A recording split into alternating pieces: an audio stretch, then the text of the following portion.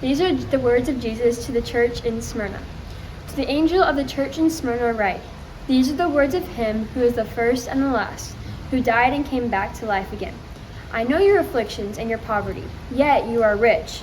I know about the slander of those who say they are Jews and are not, but are a synagogue of Satan. Do not be afraid of what you are about to suffer. I tell you, the devil will put some of you in prison to test you, and you will suffer persecution for 10 days. Be faithful even to the point of death, and I will give you life as your victor's crown. Whoever has ears, let them hear what the Spirit says to the churches. To the one who is victorious, that will not be hurt at all by the second death.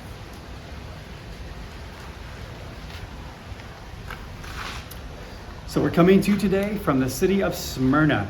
This church that Jesus speaks to in the book of Revelation, we look at this as the church of resurrection because it's come back from the dead many times. So just to give you some history of this city, in 600 BC it was conquered and it was devastated. And it stayed in a devastated state until Alexander the Great, according to historical records, came and had the dream and the vision to rebuild it. So when he rebuilt it, built it into this grandeur city, and it became the center of commerce and of trade and of some early Christians before the time of even Ephesus, the Church of Ephesus, or the city of Ephesus. So this was a seaport town, not very far from here. We have the port of Izmir and we have the Aegean Sea.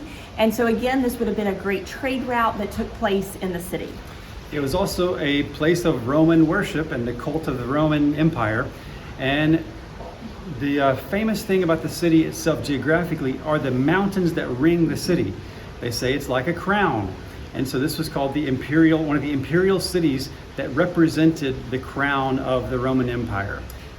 And because of the crown, the mountains that surrounded it, crowns were very important. And so they would have the victor crowns that people would wear, and it would also indicate status. So depending on what you had achieved or your family, that's the type of crown that you would wear. So the concept of crowns would give this concept of authority or of status or of power. And so you see what Jesus is doing this. This is, again, not a prediction about the end times. It was more of a pastoral letter of encouragement, because in this city, with all the Roman gods worshipped and all the emperors worshipped, this was a place where Christians chose to follow Jesus, and they were not secret Christians. And so this is one of the there were two churches of Revelation where Jesus didn't give correction, and we are standing here in one of those churches. And what they were facing is they were facing severe persecution and death. They were also facing extreme economic deprivation, because when they were in these guilds, they would become Christians, they would be kicked out. So they were kicked out by the Romans, but they were also persecuted by the Jews, because the Jews would not enable them to stay inside the protection of the synagogue, where they were not required to say Caesar is Lord. They pushed them out, and when that happened, the Christians of Smyrna were considered enemies of the state, and they were in grave danger. So you can kind of hear some similar stories from the different churches. They have difficulty with the government. They have difficulty with the Jewish population, because most of the early church here was Jewish background.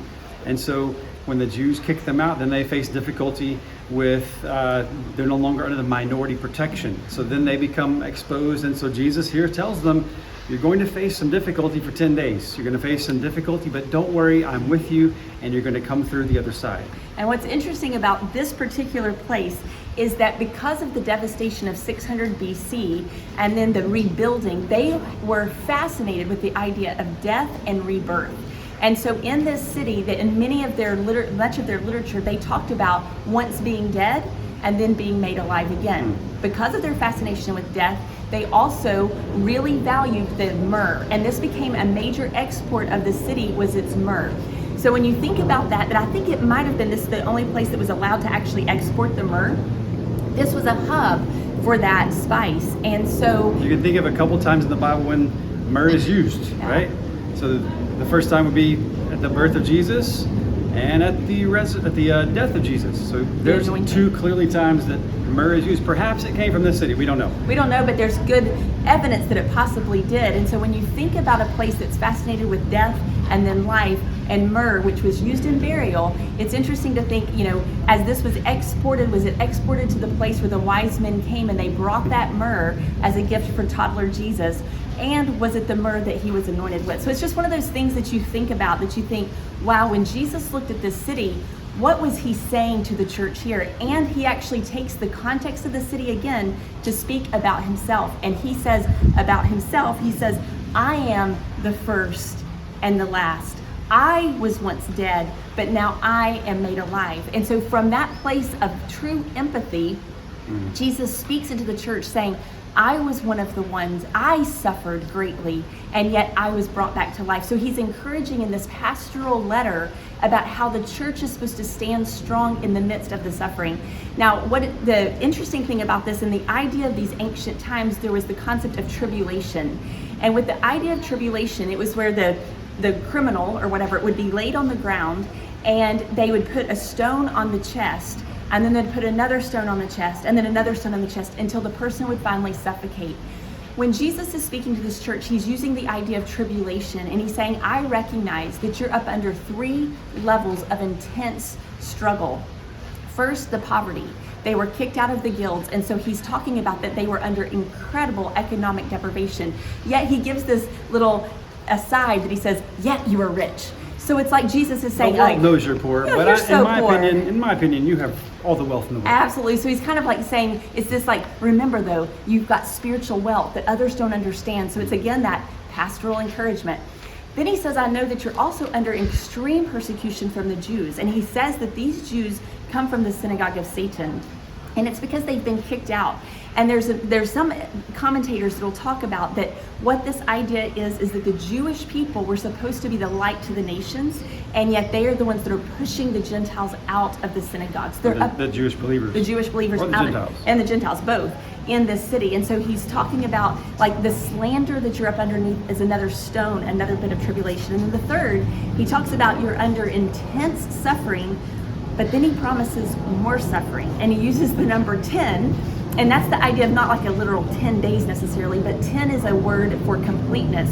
So in this completeness in of the time, fullness of suffering, the suffering will happen, and then he moves on to tell about the reward if they'll stay true to him up underneath the suffering. Yeah. So we can see that the suffering continued even after the first century with the disciple Polycarp. You might have heard of his story. Polycarp was 86 years old, and he was threatened with burning at the stake. And so what do? They take him from one city to the next, and he's from Smyrna, the city of Smyrna. Polycarp is on his way, and they say, Polycarp, you're an old man, just say Caesar is Lord and you can live the rest of your days. He had a wonderful quote. He said something like, I've lived for my Jesus 86 years. Why would I give up the chance to die for him now? It's a magnificent quote as he went on his way to death. And so he was one of the famous martyrs that lived in this city of Smyrna. So after Jesus talks about knowing what they're up underneath, then he talks to them about the reward that they're going to receive.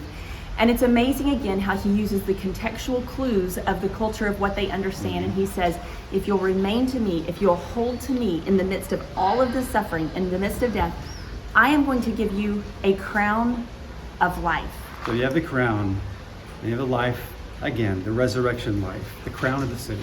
And so he knows the suffering will lead to death, but he's like, I was once dead, and now I'm alive again. And he's giving this promise to them. And the crown that was used for status at this time, he's saying, I'm going to give you a crown of being an overcomer who has stuck to my name. And so again, Jesus is using this idea of the whole symbolism of the crown to say there's something so much more to live for. So as we look at this city, as we look at this church in particular, we see that what Jesus is encouraging the people to do is to see spiritual wealth, see our lives in light of eternity. And so whatever the circumstances we find ourselves up underneath, whatever economic burdens we have because of following Jesus, even if and when we face death, Jesus is saying, have an eternal view. The crown of life is coming where I will place you. You will not face the second death, meaning you will not face eternal separation and eternal death. You will live again someday with me. So I hope you've enjoyed this brief summary of the city of Smyrna, the church in modern day Izmir, because Jesus is the victor. He's the one that gives the crown of life. And we're just looking forward to meeting the believers in this city someday. So thanks for joining us today. Our team just finished our 7th church and we're about to take the Lord's Supper in the place where the Church of Smyrna possibly took Lord's Supper, to remember Jesus' death until he comes back. Thanks for joining us. God bless. God bless.